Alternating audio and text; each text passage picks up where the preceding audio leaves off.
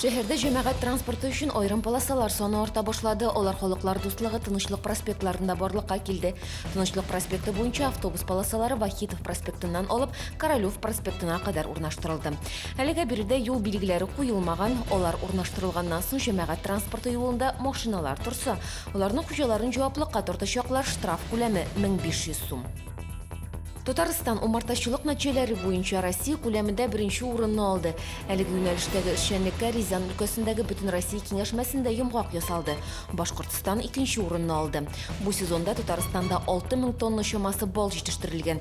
Татарстан умартачыларының бал кортлары гаиләләрен арттыру эшенә керткән өлеше бәяләнгән.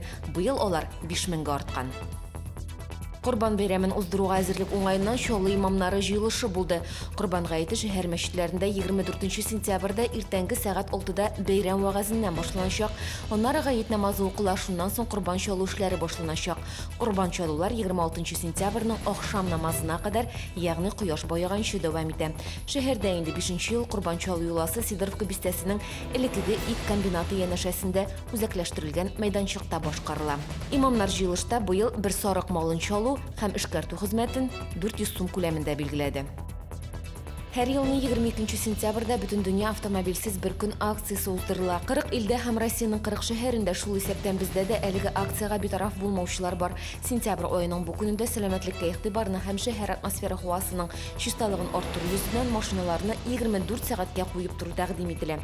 Чаллыда бу көнгә теләктәшлек белдерүчеләр белән хәбәрчебез очрашты.